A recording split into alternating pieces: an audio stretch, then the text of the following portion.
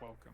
Today we are going to be covering the case of Curtis Reeves. This is a case I followed closely at the time it occurred, and I would dare to say it has one of the most polarizing endings to it, with some people going so far as to state that the justice system failed, and other people claiming that there was A lot no of people crime go to that far begin and say with. that. I expect to find both statements in the comments down below, hopefully written respectfully. As I always strive to do, today I will present the facts of the case as they are, Alright. go over interrogation and What trial should I footage, do? and allow you to come to your own conclusion. Due to the polarizing responses to this case, Probably I go will sell also these. leave the sources used in the creation of the Yeah. video in the description box down below. That way you can research the case for yourself and circumvent any potential bias in my reporting. It's imperative that you research these topics yourself if you have any interest in them. That way you can be discerning of the media you consume. Regardless of where your opinion falls, I want to urge you to consider donating to the Olson Family Foundation, which helps families that have children who have been directly or indirectly impacted by gun violence. They're able to supply counseling, medical attention, and college tuition, which is an unseen consequence of these cases. I'll be leaving a link in the description box down below if you feel compelled to donate.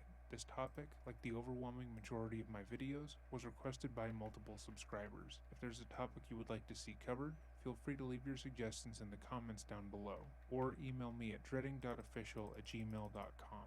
I'm constantly working on new scripts based on your suggestions, and I have a long list of cases that I plan on covering in depth. Before we begin, a word from our sponsor. Like Chad Olson, Curtis Reeves was a U.S. Navy veteran, but unlike Chad, Curtis had fallen in love with working in high stakes as well as dangerous environments. He finished second out of 20 when he trained at the sniper school, and often boasted that fact whenever he could. To all of his friends, he was known as the gun guy, always quick to the draw like the cowboys of yesteryear, which Curtis felt very proud of. After serving in the Navy and working on submarines for 2 years, Curtis was honorably discharged. Welcome to the stream, my one Law viewer. enforcement. In 1966, he joined the Tampa Where's the Police trader? Department. He was one of the department's first hostage negotiators and was incredibly skilled in de-escalation tactics, the most common of which is the behavioral change stairway model. This model includes 5 basic Somewhere steps, over often here. done through the course of hours and sometimes days. These steps are active listening, empathy, rapport, No, like here's the popping influence, and pills we just behavioral raided. change. Most hostage They're situations at the house are with an the expression of grace. negative emotion that has been built up over time. This person feels wronged, misunderstood, and suppressed in some way, so they are acting out in order to gain control or to feel important. And Curtis's entire job was to make that person feel seen, understood, and to decide to face the consequences of Is their that it? actions. I don't think And it that's was a it. job he was considered great at. In times of high stress and tension, Curtis would be able to talk a person down off of You a think it's ledge around here and get though? them to understand what they were doing wasn't right and settle whatever conflict that was occurring. In 1977, Curtis's work was evaluated by the Tampa Police Department, and the evaluator stated that he had a forceful personality and that it had proven to be Oh, an asset military in his base work. though. However, colleagues seemed to feel otherwise, as multiple other police officers claimed that they didn't enjoy working alongside Is this the Reeves. trader? They considered him to be negative, Oh yeah, it self-serving, is. and arrogant, always willing to Rex. take credit for work he hadn't done, and not taking the job as seriously as he should have. These complaints would be brushed aside in 1982, when a supervisor wrote another evaluation, saying those complaints held no water. Curtis was eventually promoted to a captain position, but those who worked alongside him stated that he was frustrated. He wanted to be in control and didn't like answering to anyone. He would do things his own Not way interested. and would often lash Man, out screw when he you. was told to do things by the book because he believed he knew better. In 1993, almost 30 years on the force, Curtis retired and began to work as head of security at Busch Gardens. The job offered him free time and was supposed to be less stressful than working as a hostage negotiator for the police. But Curtis took the job just as seriously. Curtis was hired as head of security, meaning that Let's he check was out the this top army brass base of though. the I wonder theme if I park already looted it or couldn't be not. told what to do, which posed a problem for those who worked under him. According to Christine and Oh, Dave this looks like a Cook, who campsite. worked with Reeves at the theme park, he was a condescending control freak who would often demand things Looks like I be have. done according to his specifications. He would tell the park's conservationists how to talk to the children that they taught daily, and he would act as if he was the smartest person in the room. Despite working in a field where he was taught how to de-escalate conflict, Curtis seemed to bring it into his professional life regularly, which is why he eventually retired to live out his later years with his wife, Alright, Vivian. let's Now collect that he some had wood. retired, Vivian and Curtis would often spend their days together, going on small dates and enjoying each other's company. Could I But build on a one level of 5 these axe yet dates, or the nah? unthinkable would happen. What do I need? Fibers?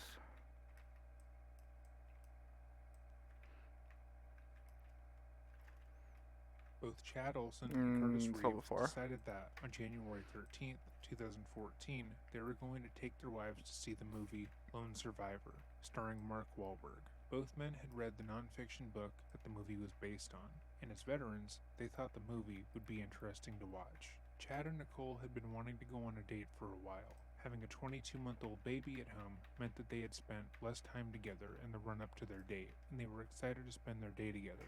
Both men took their wives to the Cobb Theater near Tampa, Florida, and bought tickets to the matinee, and it was there that Reeves would end up taking Olson's life. The following is the sequence of events as presented by the prosecution's opening statements. The jury, what you're going to learn during the course of this trial is that back on January 13th of 2014, Chad and Nicole Olson decided... Did I get honey from that? I did. What the hell? They had not been spending that much time together based on their work schedules.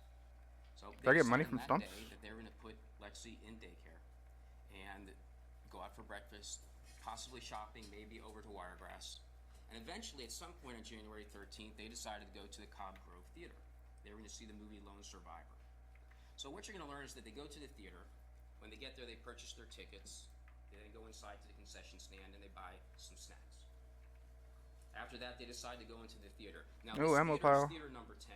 And what you're going to learn is that theater number 10 is a Cinebistro. It's a general theater and a Cinebistro. And you may know what a Cinebistro is, but basically it's an area of the theater where you can order food kind of like in a restaurant setting. You don't have to go to the concession stand.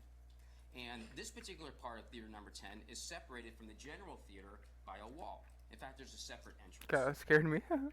Now, what you're going to learn is that when Chad and Nicole Olson decided to go into theater number 10, they were looking for some seats that were towards the back of the theater. That's where they liked to sit.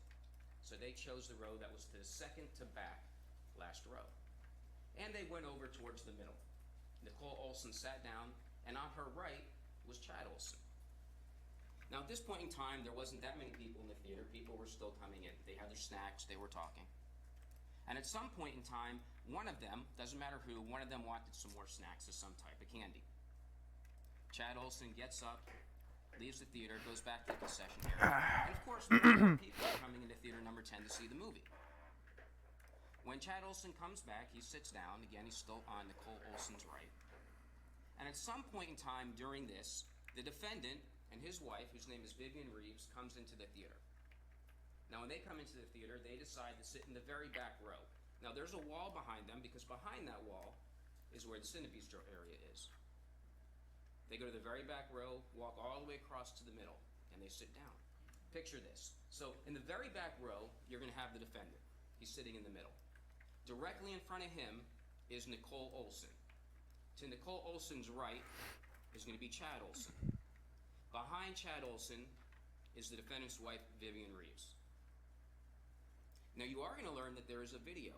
And by video, I mean just that. There is a video and not an audio. The video comes from the Cinebistro area. There are two cameras inside of theater number 10 on opposite sides of the theater. Now, they were designed, as I mentioned, to capture the Cinebistro area, but they did capture some of the general part of the theater and did capture this shooting. Did capture people coming in the theater, did capture people leaving the theater, the defendant leaning in and talking to Chad Olson, things of that nature. The video did capture that. Again, there's no audio. The audio is going to come from witnesses. Now, what happens? The previews start. People are seated inside the theater. Again, you have the defendant in the very back row in the middle. In front of him is Nicole Olson. Over to her right is Chad Olson. Behind Chad Olson is Vivian Reeves. The previews start, and there is a message that you should turn your cell phones off, basically. Now, here's what you're going to learn. Chad Olson had his cell phone on. Now, by on, this is what I mean. Chad Olson, the evidence will show you, he's not talking on his phone. He's not conducting a business transaction. He's not talking to a friend, a family member, not having a loud conversation. By on, literally the phone is on. That's it. The evidence will show you that there was a white light coming from the phone. That's how the phone was on. You're going to learn that almost immediately or very close after the time of that message, please be responsible, turn your cell phone off, whatever the message is. Very close in time to that, without really waiting, the defendant over here leans in to Chad Olson and Nicole Olson. Because the evidence will show you the cell phone had a light on it. Excuse me. Now, what you're going to learn is that this defendant leans all the way in, and it's going to sound silly when I say this, to Chad Olson's personal space. And you're going to see this on video because it's captured. Not only is a witness going to talk to you about it, but it was captured on video. The defendant leans all the way in from his seat and basically gets back to the left ear of Chad Olson. So the defendant's head is basically in their space. You're going to learn from a witness that the defendant's tone was kind of demanding. Turn your cell phone off. Now at that point, the evidence will show you they're kind of taken aback by this. Now, Chad Olson did not turn his phone off. Now here's what you're going to learn what was going on that phone. He was looking at Facebook. Social media. There was a website that he was looking at through Facebook. And he had been looking at it. The evidence will show you, of course, that's no reason to shoot another man. But here's what you're going to learn. That the defendant leans all the way forward, tells Chad Olson to turn his phone off. Chad Olson doesn't turn his phone off right away. Now, in a perfect world, should Chad Olson have turned his phone off? Yes, but the evidence will show you that you can't kill someone for that. Now, the evidence will also show you this, that the defendant waited a little bit, asked him again to turn his phone off, then got up to leave the theater. The defendant gets up, and as he goes out the aisle, he's mumbling to himself. Now, you're going to hear from a witness who's going to tell you that, based on her life experiences, he appeared to be agitated and angry. The evidence is going to show you that he was. He was annoyed that Chad Olson still had that phone light on. And he walks out, he's mumbling to himself. Now, as he's walking out fine. There's a video that you're going to see that shows him getting up and walking out of the theater. People watch him leave the theater. Remember, he's in the back row. Goes all the way down the steps. There might be 13 rows. You're going to see pictures. You can count for yourself. Walks all the way down the ramp, all the way to the manager's desk. He's there for about 3 minutes. Walks back into the theater, all the way up the ramp, around the corner, all the way back up to the back row, all the way across again into the middle. Now, what happens? When he walks back into the theater, after speaking to the manager, coming back across the row. Now, it doesn't matter exactly when this happens. It's either as the defendant comes back into the theater, as he's sitting back down, or even some seconds after he's fully seated in his seat. Doesn't matter. But the defendant in this taped statement indicates that he reinitiates contact with Chad Olson. Now, what's the evidence going to show you in this case? Chad Olson was talking to someone earlier, and it was the person in the row in front. At no time will the evidence show you that Chad Olson is volunteering to talk to the defendant. The defendant's always the one initiating the conversation. And as the defendant comes back, based on his own statement, he indicates that he reinitiates contact with Chad Olson and tells him this. And here's something that's important you're going to learn during the trial. Chad Olson did, in fact, turn off his cell phone.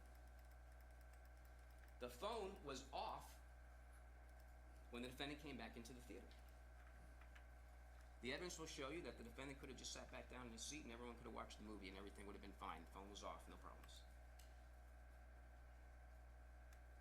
The evidence will show you that after there's a conversation, Chad Olson is in his seat. Now, what the defendant states to Chad Olson is, I see you put your phone away. I told the manager for no reason. Now, I submit the evidence will show you that there was no reason for that. Regardless, the statement was made. Based on the defendant's own statement, Chad Olson turns around in his seat. Now, when you listen to the defendant's taped statement, Pay very close attention to the words he chooses to use and the order in which he uses these words. The defendant states Chad Olson turns My mini around bike. in his I left seat. it all the way over Now, there. Chad Olson says some words to him. Now, in a perfect world, should that have happened? No. The evidence will show you can't shoot someone for that. Chad Olson does turn around and starts to have some words with the defendant. Mind your own business, leave me alone. There might be an F-bomb in there. And at some point, very close in time, because this is all happening fairly quickly, it's fluid. Chad Olson stands up and continues, and he looks at the defendant. Chad Olson's in his row. Remember, he's an entire seat in front of the defendant. An entire row in front of the defendant, and an entire seat over. And during this conversation, while he's standing up, he says, if it's any of your business, and there may be an F-bomb in there, I was texting my daughter. Now, the evidence will show you that he was on Facebook. The evidence will show you that under the law, whether he was on Zillow, buying a car, buying a house, checking the stock market, Facebook, texting, you can't shoot and kill somebody. So the evidence will show you this. Chad Olson is standing up. And as he's standing up facing the defendant, and you will see this on video, Chad Olson reaches over with his right hand. And he reaches over into the defendant's lap and he grabs something. Now, this might sound silly. What does he grab? Does he grab a deadly weapon out of the defendant's lap? The evidence will show you absolutely not. Does he even grab a big tub of heavy popcorn? No. Here's what you're going to learn during this trial. Chad Olson reached over with his right hand into the lap area of the defendant and grabbed a bag of popcorn. And he grabbed that bag of popcorn and he brought it back and he flicked it at the defendant. Chad Olson stands up. He's facing the defendant. Says something about texting his daughter. He reaches over grabs the popcorn and flicks it. Doesn't pull it back. Isn't using it like a bat. Just flicks the popcorn on him. His hand is now coming back. At about that very same time, Nicole Olson, remember, she's sitting in front of the defendant. She's starting to reach over with her left hand while this is happening. And in the process of getting up to say, honey, it's just sit down. So her hand's up.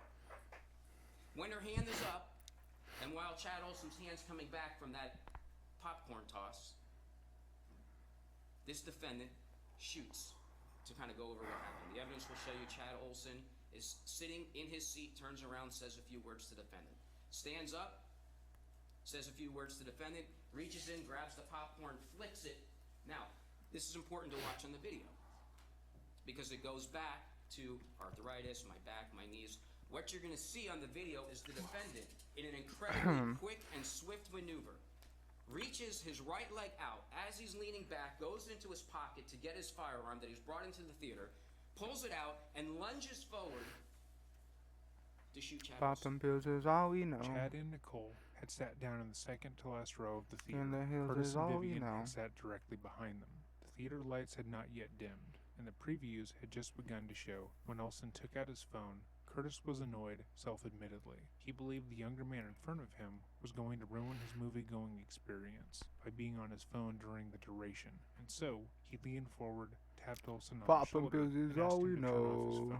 Nicole would describe In Reeves' the hills tone is as all we being know. demanding, as if he was ordering instead of asking. His whole demeanor, whole presence, the whole tone, everything about it did not So sound don't you friendly, open up she that stated. window. According to those present, Chad Don't told you the older let man out the that movie hadn't started antidote. yet, and went back to responding to the text. This response only served to annoy Curtis. The 71-year-old man then got out of his chair and left the theater, looking to report Chad to the manager and get him removed from the theater. A few moments later, he returned to his seat. By this time, Chad had already put his phone away. Curtis leaned forward and loudly remarked on the fact that he had talked to the theater's management about the issue, and that he was glad to see Chad had put his phone away. At this, Chad turned around, pissed, and asked the older man what the fuck his problem was, and in a childish move, grabbed popcorn and threw it at him. Reeves then drew his .380 handgun and fired, shooting Nicole in the finger and Chad in the chest. Chad would succumb to his wounds that same day. What a following loser his this guy series of is. events, as stated in trial by multiple witnesses. Mr. Cummings, can you state your full legal name and spell your last name for the court reporter? Charles J. Cummings, Jr., Cummings. Mr. Cummings, directing your attention to January 13th of 2014, do you recall that day? Yes, I do. Is that day special to you? Yes, Can you tell the members of this jury why? Because it's my birthday. Okay. On January 13th, 2014, was that a Monday? Yes. Did you take off from work? Yes, I did. Did you plan on going to the movies with your son, Alex? Yes, sir. Now, we talked about Alex briefly. Is Alex disabled? Yes, he's fully disabled. Okay. Directing your attention to that date, did you go to the Cobb Theater? Yes, we did. What movie were you wanting to see? We wanted to see Lone Survivor. When you went into the movie theater and where you normally sit, was there a couple already sitting there? Yes, there were people already sitting in those seats. All right. Would that couple later became known to you as the Olsons? Yes. So, tell us, you look up and lo and behold, somebody's already sitting in where you would have sat. Correct. Where did you and your son decide to sit? We decided to sit at the end seats. Okay. Same aisle. All right. What aisle was it? I think it was the second aisle back from the bistro, Okay. from the top. And when you looked in that direction, could you tell if anybody was sitting behind the Olsons? Yes, there were people sitting there. Okay. Was there an older couple sitting there? There was a couple sitting there and maybe some other people. Okay. So, you take your seats. Yes. Are the previews playing? Yes. Are they loud? No. Okay. You're watching the previews. Did you have a conversation with your son, Alex? We would say we wanted to see this picture or we're not going to see this picture. Okay. Things like that. Did you have any difficulties hearing Alex? No. Could you hear conversations, say, 5 rows down? Not, I could hear people talking, but I didn't know what they were saying. Okay. Now let me ask you, you don't have any hearing disabilities or impairments, right? No. All right. So the previews are going, and during the previews, does anything draw your attention to your left? Yes, it does. Okay. What is the first thing that you saw or heard? First thing I saw was a light from a cell phone. Okay. And would that have been Mr. Olson's cell phone? It was Mr. Olson's cell phone. Where was it? I believe it was on his lap. Okay. Let me ask you, did you pay much attention to it? No. Well, all right, so you noticed it, and then what'd you do? Back to watching the previews. Okay. What's the next thing that happens? The next thing that happened is someone is talking to Mr. Olson about the cell phone. Okay. Did Mr. Olson respond to this gentleman?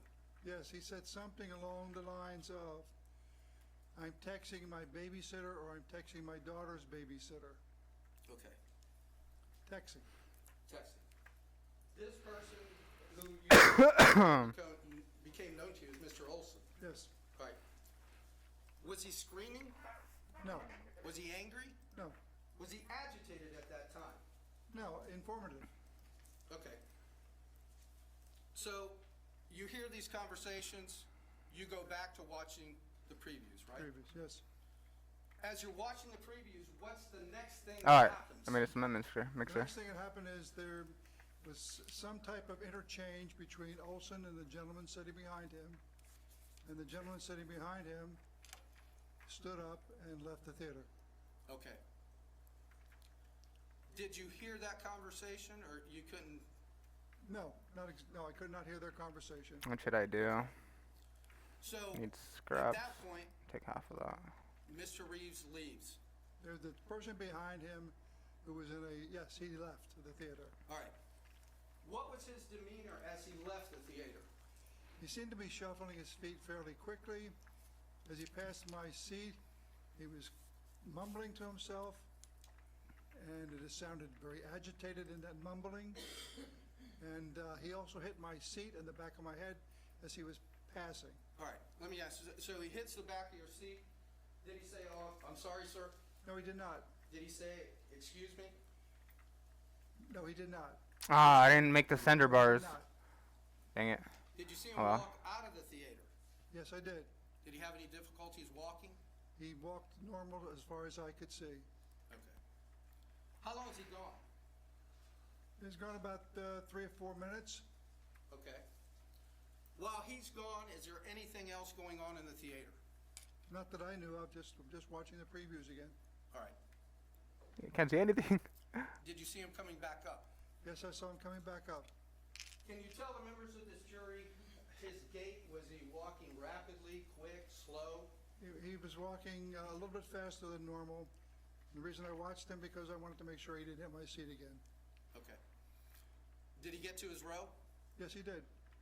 Did he have any difficulties? Did he hit the back of your seat or anything then? No, he didn't. Okay. Did you see him sit down? I saw him go to where he was. I don't believe if he sat down or I saw him get as far as he got to his seat. I don't know if I noticed that he sat down. You're sitting there, Mr. Reeves is back. What is the next thing that draws your attention to that area? There seems to be a heated conversation Okay, between Mr. Olson and Mr. Reeves. between Mr. Olson and Mr. Reeves. Okay. Could you hear what Mr. Reeves said? No, I could not hear what he said exactly, no. All right, but you could hear him speaking. I knew that they were conversing. All right. Yes. Could you hear what Mr. Olson said? At one point, I heard what he said when he stood up. Okay. And when he stood up, what did you hear him say? Are you trying to get me thrown out of the theater or something like that? All right. Now, prior to the shot, did you ever see Mr. Olson climbing over his chair? No, I did not. Did you ever see him throw a punch? No, I did not. Did you ever see him throw an object? No, I did not.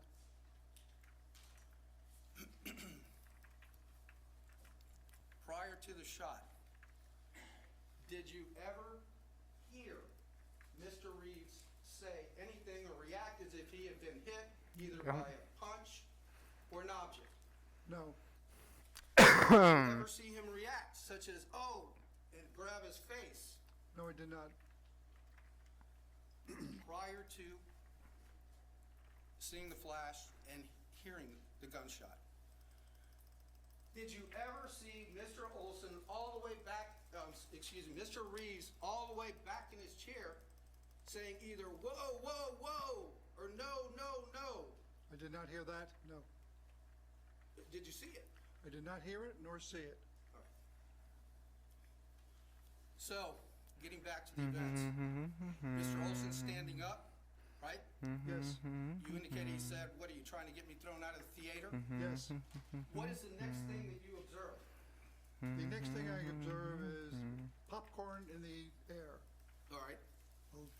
Do you know how it got in the air?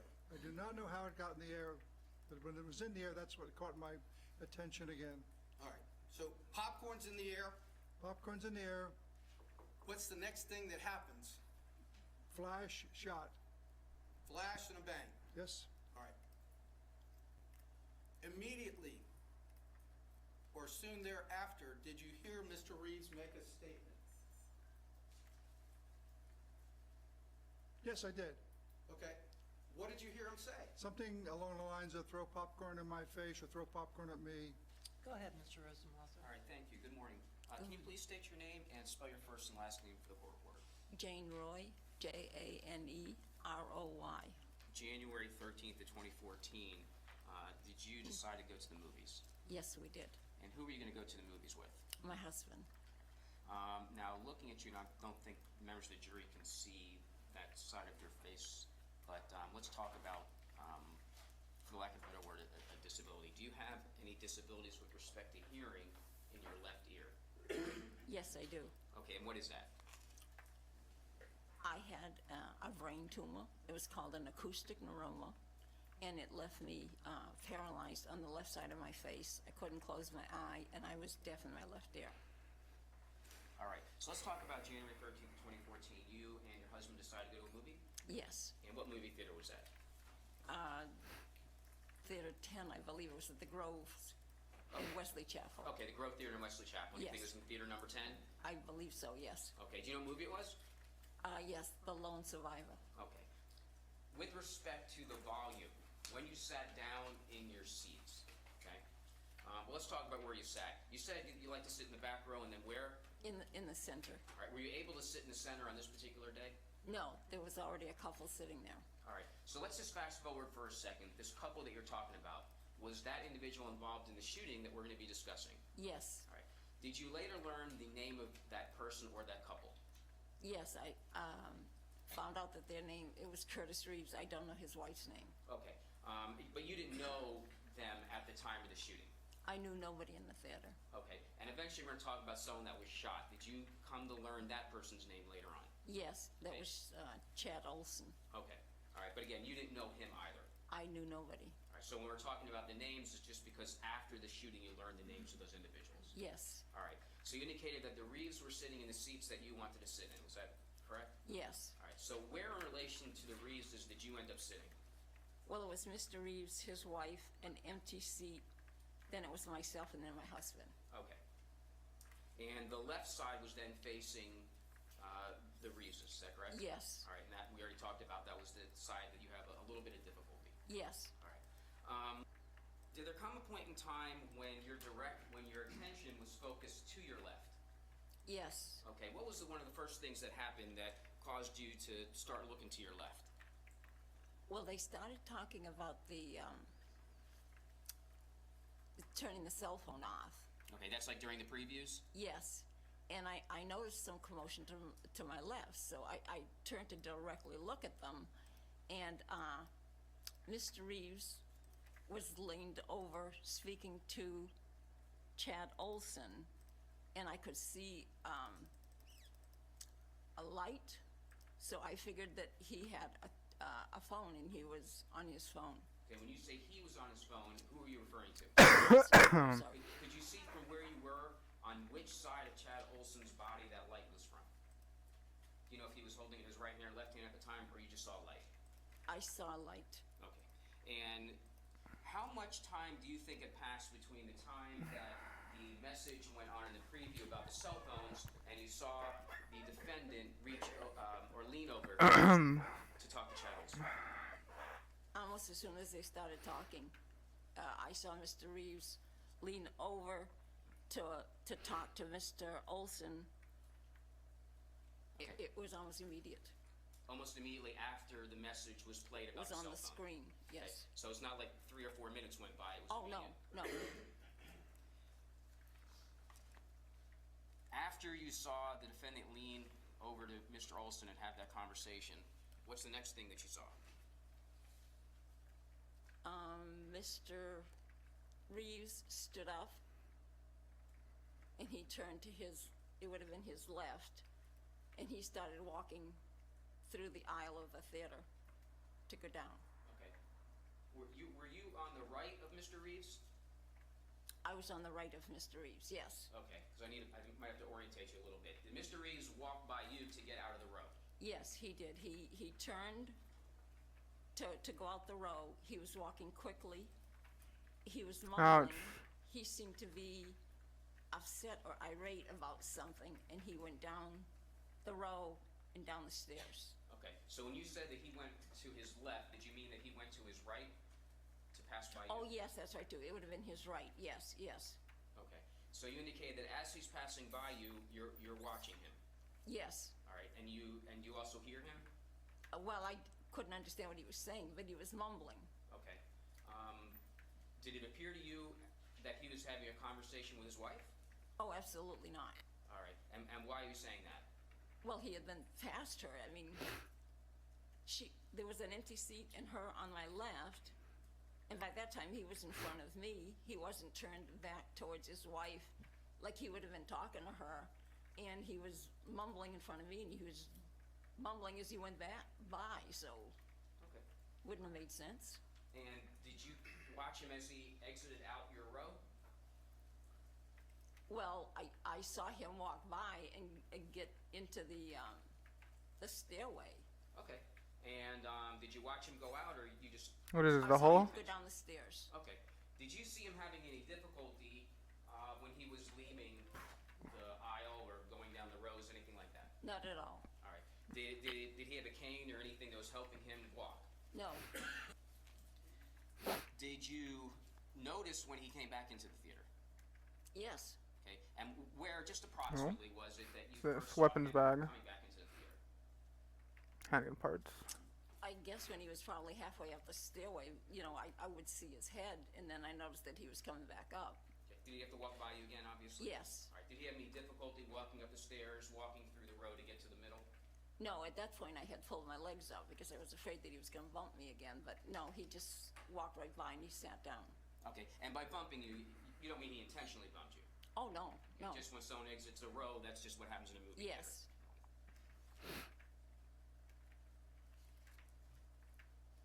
Do you see Mr. Reeves sit down, or do you just see him go back to the area that he was sitting?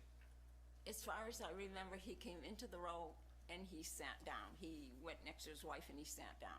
Okay, so let's talk about what happens a few moments after that. Do you then get your attention directed to the left again at some point? Yes, I could see that there was something going on, so I turned to look, and Mr. Olson had stood up, and he looked at Mr. Reeves and Interrogation he said, "You room. went and reported me." Okay. Now, when you say that Mr. Olson had stood up, is he in his row? Yes. No, he never left his row. He just stood in front of his seat, and he looked at Mr. Reeves and Gotta he be said, something up "You there." went and reported me," or something to that effect. Okay, and then what happened next? Well, the first thing I knew, popcorn went flying, and almost immediately Nothing. I saw Mr. Reeves' hand come up, and I saw a flash of red, and I thought, what the heck? There was a loud noise, it smelled, and then I thought, oh my God, he shot him. And then I saw Chad Olson turn around. He was facing Mr. Reeves, so he would have turned to his left to go out the row, like he was going to exit the row, but then he fell right in front of me. Okay. When you heard that noise, was it a loud noise? Yes. Were you shocked? Yes. All right, so let's talk about this just a little bit more. When Mr. Olson stood up, did you see him attempt to climb over into what would basically be your row? Never. Okay. Did he start threatening to beat up or kill or anything like that? No. Did you ever see him throw an object? And by him, I mean, did you see Chad Olson throw any objects at the defendant? Absolutely not. Did you hear the defendant say anything, and it's going to sound kind of silly, but exclaim like, oh my God, or I'm hit, or I'm hurt, anything like that? Never. Did you ever hear the defendant yelling at all? No. Did you ever see the defendant putting his arm out and yelling, no, no, no, or whoa, whoa, whoa, as if someone was attacking him? Never. Never. All right. I'm gonna go use the bathroom real quick. I'll be right back. With Chad Olson.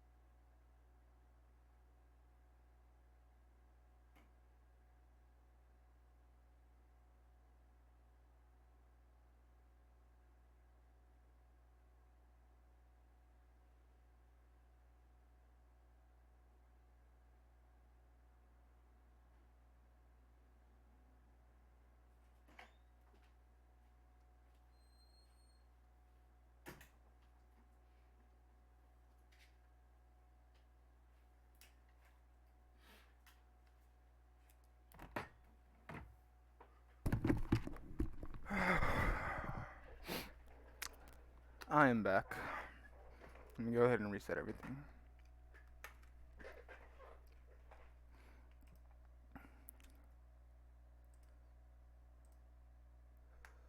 Oops. There we go. Concerned that Mr. Olson and Mr. Reeves were going to have a physical altercation. And I thought that Mr. Reeves was going to stand up as quickly as he did when he left to go out of the theater. Locked. And he was going to punch Mr. Olson in the nose or something like that. I never expected a shot. I thought it was going to be a physical thing. Okay, so you thought the defendant was going to attack Chad Olson physically? Yes, yeah, he was the one that appeared to me to be mad. Okay. Not Mr. Olson. No. According to an off-duty police officer who was in the theater at the time of the shooting, Vivian Reeves told her husband, quote, that was no cause to shoot anyone, unquote. At which point, Curtis turned to his wife and told her, quote, shut your fucking mouth and don't say another word. Many have gone to claim ATM. that Curtis was already trying to formulate his legal defense, and knew that if his wife had been heard saying he was in the wrong, it could be used against him. The couple has gone on to claim that this statement never occurred, and that Alan Hamilton, the man who made it, is a liar. The theater had descended into chaos, as Chad was dying on the floor and Nicole had lost her finger. Nearly everyone present felt their lives were at risk, as those who witnessed the shooting felt as if Curtis had been the aggressor. He had confronted Chad multiple times, loudly instigating an argument with him, and despite his previous career and knowledge of de-escalation, he had escalated the argument at multiple levels. He seemed angry, not afraid of Chad, leads outside. and that anger led many people to believe that their own lives were at risk. The police were quickly called to the scene, and Curtis was taken aside to speak to Officer Alan Proctor. Because this is a statement being given on the scene without a lawyer present, one could easily assess this would be the most honest, true to the fact given recollection of events. However, with Reeves's previous work in law enforcement, as well as the general knowledge of self-defense laws, he will try to paint Chad as being the instigator and the aggressor. He is also making this statement prior to knowing that the theater had security cameras that caught the entire ordeal. Pay attention to what he states had occurred and how it differs from what the third-party witnesses claimed happened. This audio was taken Put from my the phone to trial charge. footage and has been enhanced by an audio engineer to improve its quality.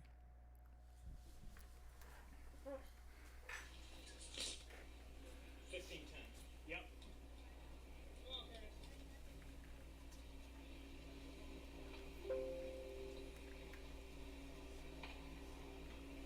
How you doing, Curtis?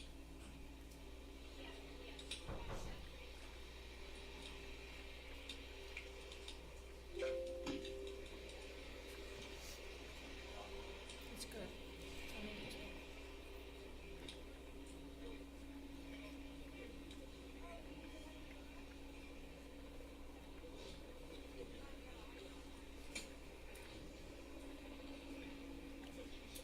You alright, Curtis? Can you get out of there, man? Alright. There you go. Come on, Curtis. My name's Alan Proctor. We'll step over to my car. You alright? Sit here in front seat.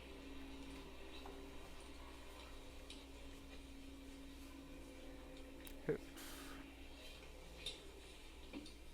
We like them hips. Give me those hips. Go ahead. Okay. You want to cuff him in the front? Alright.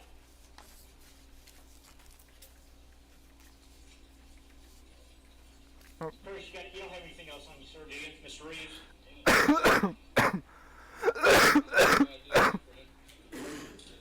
You want to double check and see if he's got anything else on him? Yeah, they. At least 3,000, maybe 4. Okay, cool. That was one of the reasons I wanted to handcuff Wilson. Anyway, just push him in the front. Thanks. Please don't push on me. I understand the concept. Turn around, face me. Just sit kind of straight back into where you're sitting in the seat.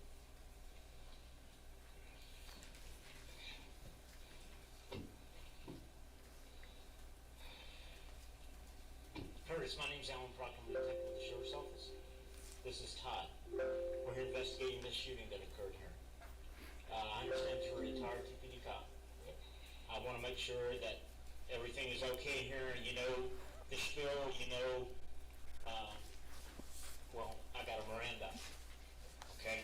One thing that is key to interrogations is that they start off on a good foot. It has been shown that people in general are more communicative to people that they feel are on their side. You are more likely to share a secret or admit fault towards a friend than someone you don't like. With that understood, Alan Proctor telling Curtis that he's been informed that he is a former officer is an attempt to build trust. You have the right, your Miranda warnings are, you have the right to remain silent. Anything you say can or will be used against you in the court of law. You have the right to talk to Dude, where are they coming from? present with you while you're being questioned. If you cannot afford to hire a lawyer, one will be appointed to represent you before any question if you wish. You can decide at any time to exercise these rights, not answer any questions or make any statements. Do you understand each of those rights that I've explained to you? Yes. Having those rights in mind, do you want to talk to me about what occurred here? Yeah, I can understand. Okay, cool. What happened? Can I ask you, got something to drink? Anything? My throat is, as dry as dry can be. Yes, sir. And I really didn't get to move that left shoulder any.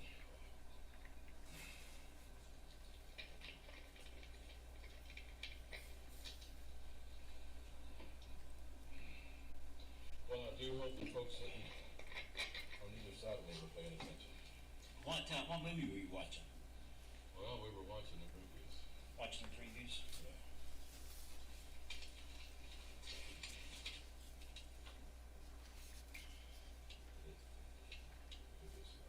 Okay. Holy crap, appreciation. How long have the lights been down? A couple minutes? Yeah. Let's see. Because they go through all that stuff, turning off your cell phone, the concession stand and all that stuff. Right. So I have no idea on the concept of time. 5 minutes. Hey, they're gonna go get something to drink.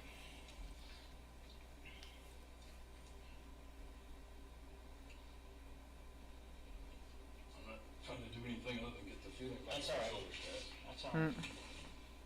Didn't need to repair it. How long you been retired? 20 years. Wow. You started as a young man then, huh? Yeah, that's it. I spent, let's see, I went on in October of 1966. Wow. Took 27 there. I was a director of security at Busch Gardens for 12 years, and I've been trying to enjoy my retirement for about 9 years. I understand.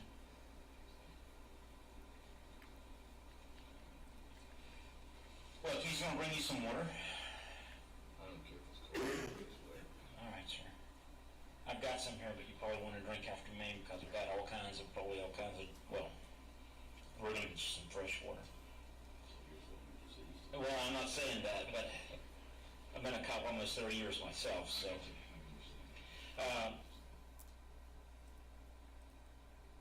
And I hate to talk to you about all of this.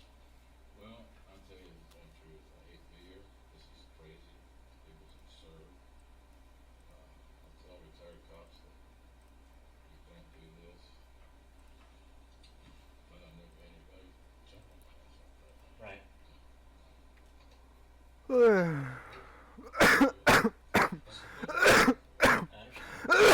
I've never had anyone jump on the fence like that. This phrase clearly indicates that in Curtis's retelling, Chad was not only the aggressor, but he violently attacked him with enough force that Curtis felt as if his life was endangered.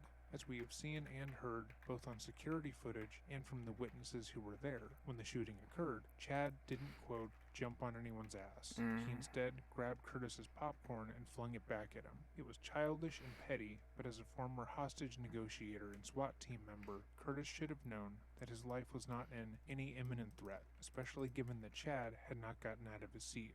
As for the statement, quote, it was uncalled for, it really was, many articles and reports around this case have claimed that this was Reeves admitting guilt for the crime, and saying that his own actions were uncalled for. However, that is not the case, as he will go on to state.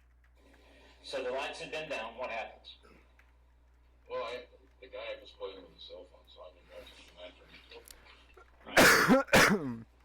And he told me to fuck off. So I leaned back and he kept on doing it, so I got up and I told the manager up front, I said, look, that's bad. I said, I asked him to turn his cell phone off. He was playing with it. Need stone for cement. Okay, so he kept doing it. It's interesting to note the difference in intention between each telling of the same story. According to Nicole and several eyewitnesses, when Curtis told Chad to put his phone away, he did so aggressively, as if it was a command. They also claim that Chad told him that the movie hadn't started, in a less than friendly tone, brushing off his order. But to hear Curtis tell it, he was polite and docile, and it was Chad who was angry and rude. But the facts of the situation are the same. Curtis told Chad to put his phone away. Chad said no, and Curtis told the manager at the theater in order to get Chad kicked out. What manager? Oh, I don't know, whoever was sitting at the desk. You can't say that. Whoever sitting at the desk. I assume it was, I don't know what it said.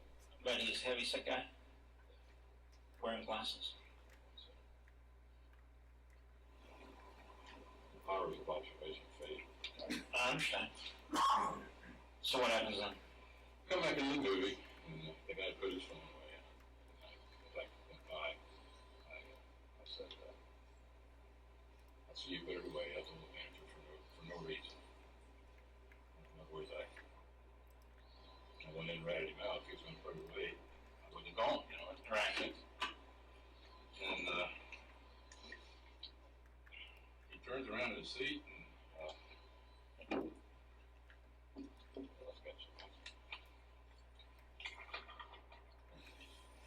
Motherfuckers. You got it. Alright, so now I'm just gonna need to make a shit ton of cement. Or do I have to do cobblestone first? And he, Let's find said out. something about he was, We get the concrete mix. I don't know, if Or would it it was any be of your fucking business, I was texting my daughter or something like that. And stay the hell out of my concrete face. mix? I'm pretty sure I have more than that though. Cement. His wife was holding back. So I sat down, and I think I got the bag of popcorn from my wife. And suddenly he jumps up and he turns around and he stands in his seat, which was, oh, you saw the crime scene, he was off to the right. Right. So as he's pushing on the back, there's a crack between us. So I'm leaning back in my chair, I got nowhere to go. Small stone. And I'm leaning back in my chair, so I just need sand. he kept on hollering, and I'm not sure what he said, to be honest with you. He said something. And, What did I do? What did I just led me make? to believe he was going to kick my ass. A door. I don't know if that's exactly how he phrased it or not. So I'm looking, briefly, I know I can't go anywhere. So I'm leaning all the way back in my chair, as far as I can to get away from him, and suddenly he's virtually on top of me.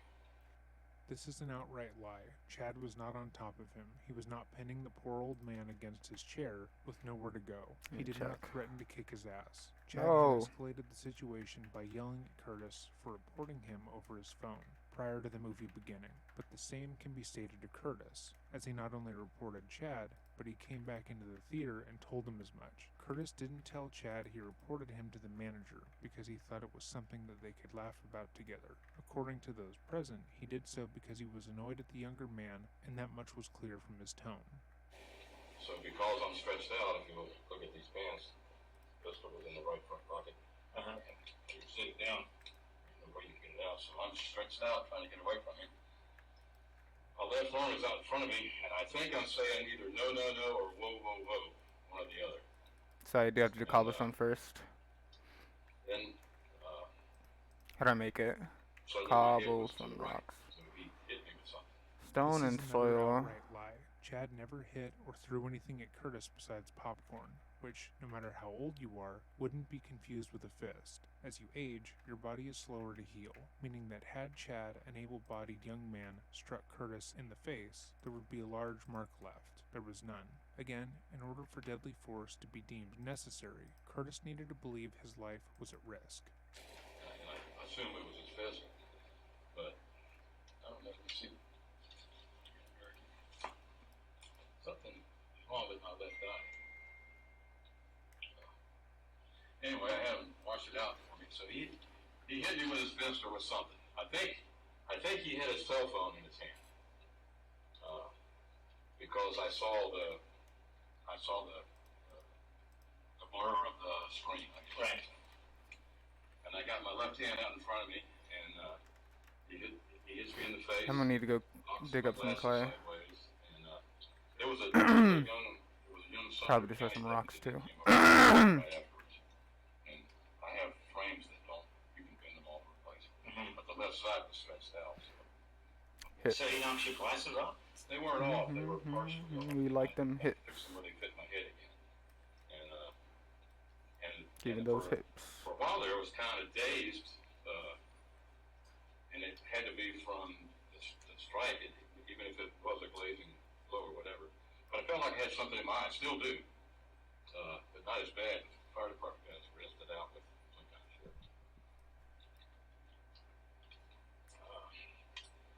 Anyway, I'm leaning back. He's virtually in my lap. I got contact with something with my left hand. It's dark in here. Suddenly this happened so damn fast. And the trajectory of the bullet should be upward because I came out of my pocket with it, and surprisingly, I shoot myself in the hand. But, and good hell, I didn't need to do that. That was just, I hate to say that. I've counseled cops for. I didn't mean to do that. That statement right here is damning. Put yourself in Curtis's shoes for a moment. You're in a darkened movie theater and a younger, stronger man begins to yell at you. They tell you they're going to kick your ass and they strike you. You feel as if your life is in danger and you shoot the man in self-defense. Would you, directly after, state that you didn't mean to do it? Most likely not, because you were sure that it was a life or death situation. Had Curtis talked to his lawyer, he would have been advised to state as much, but again, he feels comfortable with Proctor, so he's willing to admit that he shouldn't have shot at all. How many rounds you shoot? One. I guess you could say I was scared shitless. Okay. I got arthritis in both hands. My back's a freaking wreck. I was on SWAT for 15 years. We thought we were supermen, and then as you Right. get older, you find out you're a physical wreck. Okay. And you had that gun in your right. It was in my right front pocket, Right. and I'm stretched out. Well, like I said, you can see the pockets here. And you can't get it out if you're not completely unstretched out, and my seat's sort of like this. Right. And I'm holding, whoa, or no, one or the other. And I'm hitting the face and head feet. And You got any idea where you shot him at? no.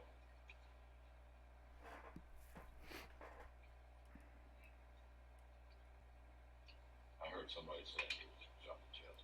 You see anything in his hands? I think he had a cell phone. When he turned away from me, I looked down and his cell phone was laying at my feet. So I think that's what he hit me in the face with.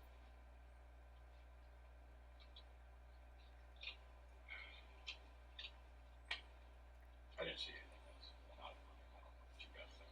I hear you. Did your wife? Where was your wife at? She was sitting on the right hand side. If she's paying attention, bless her heart, she's, there's no justification for what happened in there. So Right. I understand her. Despite Curtis and Vivian stating that Alan Hamilton is a liar and that she had never claimed that he had no reason to shoot Chad, he blatantly says as much right there. Where was your son at? He wasn't there. We wouldn't. We'd save the sequel and all that sort of thing. And this guy's sitting directly in front of you? No, his wife, I think, or whoever was with him, this lady was sitting directly in front of me. He was off to the right side. Which makes it. Yeah, if he'd have been sitting straight in front of me, I'd have just been whipped if I couldn't do anything. In the row in front of you, right? Right side row in front of you. Just one chair. Yeah.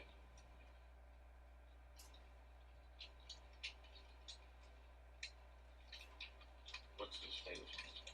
We don't know yet. We got people down there. It's not looking good. All over us. Yeah. Did His wife was trying, whoever was with him was trying to hold him back. right? And, What is he saying to you? fuck off, get out of my face, fuck you, I'm talking, he was sitting there playing with it, and what he said to me was that he was texting his daughter. Well, he wasn't, he was scrolling through. So, I think when I leaned over and asked him to turn the cell phone off, he told me to get the fuck out of his face, and so I knew right away that. What about just immediately prior to the shot? What is he saying to you? You're not morally justified in shooting another person, depending upon if they are texting their daughter or playing Candy Crush, but this assertion is made in order to again attempt to make himself look better. Proctor should have let Curtis keep talking, as he was likely going to state something to the effect of, "I knew right away that he was angry or hostile," which means that Curtis came back into the theater and taunted Chad over him having put his phone away after he had gone to management. He knew that he was engaging with someone who would not react well to that information. For lack of a better analogy, willingly kicked a hornet's nest. And he's saying, I think that's when he's talking about, he's texting his daughter. If it was any of my, it was fucking there 3 or 4 times, I don't remember. This ain't my fucking business, or I'll kick your fucking ass, or whatever he was saying was threatening. I gotta be candid with you, I don't remember exactly. Okay. It was enough for me to try to look for a way out. And my wife is saying, when I got up to go tell the manager, she said, well, we should have just moved, but we shouldn't have. And she said that after this year. Right. And she's absolutely right. That's exactly what we should have done.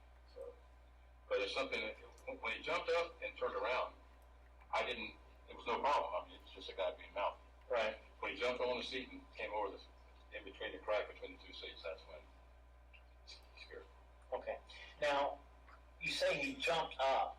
Now, does he come over the seat, or is he still on his row? His feet were on the seat. At least one of them was, and he was pushing. And he Alright. was coming over the seat. Exactly where his feet were, I don't know. He was coming over into my area, where I'm sitting. Okay. Start building. And I'm saying, whoa. It's like, this is just a cell phone. This is nothing. Right. And I don't know if I was saying no, or whoa. So he's coming over on me. I'm pushing him off with my left hand, and I had a hold of something. I'm assuming it was probably his chest. I don't know. With your left hand, I put it on my left hand. as he's coming over, do you have... Alright, I think I'm gonna end the stream. Oh crap, they're leaving a mini bike over there. Shoulder up. I'm saying no, whoa.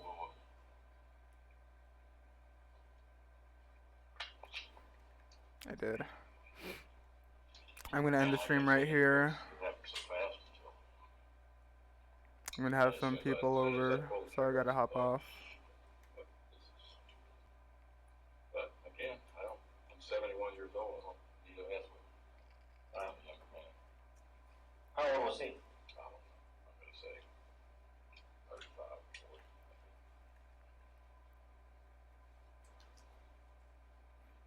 40. Guess I may as well do this building while I'm here. Did you think that he had something other than a cell phone? I had no idea what he had. All I knew is the guy was coming after me. It's dark. The theater's dark. The show's on. I don't know him. I don't know. I see that he's very explosive, unnecessarily. I don't understand what his motivation is or why he wants to pursue something that's not worth pursuing. I had no idea what his motivation was. This assessment of the situation would be funny, had 2 people not been shot by the person making it. Curtis had engaged Chad twice over, each time with a negative tone, according to those present. But when Chad had responded in kind, Curtis states he was unnecessarily explosive, angry,